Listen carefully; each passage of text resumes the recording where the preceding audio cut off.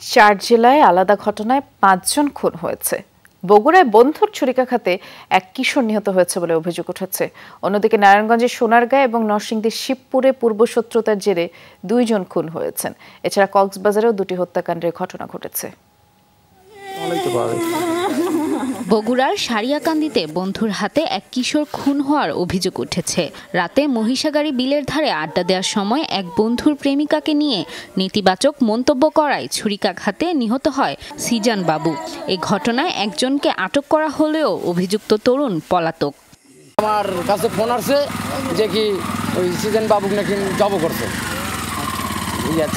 ধরা মারছে। তারপরে আমি খবর টবর শুনে আন্তর আমি এগারিক নিয়ে আন্তর করলাম যে তাহলে দেখি চলো যাই। ওখান থেকে এসে সোজা আসলাম, স্পটে আসলাম।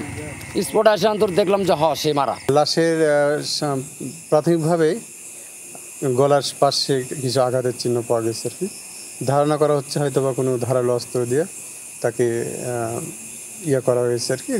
প্রাথমিক তদন্ত এটা পাচ্ছি, ব্যাপক তদন্তের প্রয়োজন আছে। তদন্ত শেষে এটা আমরা বলতে পারবো আর কি। পূর্বশত্রুতার জেরে এক যুবককে কুপিয়ে হত্যা করা হয়েছে নারায়ণগঞ্জের সোনারগাঁয়ে। রোববার রাতে উপজেলার বাড়িচিনিস গ্রামে মাদক কারবারি পায়েলের নেতৃত্বে রাব্বি মিয়া নামের এক যুবকের উপর হামলা চালায় দুর্বৃত্তরা। আহত অবস্থায় হাসপাতালে নেওয়া হলে চিকিৎসক মৃত ঘোষণা করেন। নরসিংদীর শিবপুরে পূর্ববিরোধের জেরে বাড়ি থেকে ডেকে নিয়ে আহমেদুল কবির নামে এক ব্যক্তিকে হত্যা করা হয়েছে বলে অভিযোগ স্বজনদের।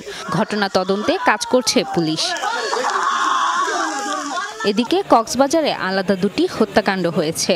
কলাতলিতে দুর্বৃত্তের ছুরিকাঘাতে হোটেল বেস্ট ওয়েস্টার্ন হেরিটেজের কর্মচারী নুরুল কাদের নিহত হয়েছেন। মোবাইল ছিনতাইকারীর হাতে খুন বলে জানিয়েছে পুলিশ। এছাড়া জেলা শহরের দক্ষিণ রুমালিয়ার ছড়া এলাকায় দ্বিতীয় বিয়ের অভিযোগ এনে প্রবাসী স্বামী হারুনুর রশিদকে হত্যার অভিযোগ উঠেছে স্ত্রীর বিরুদ্ধে। ঘটনার পর স্ত্রী পলাতক। রাফিকাতুন নিসা, যমুনা নিউজ।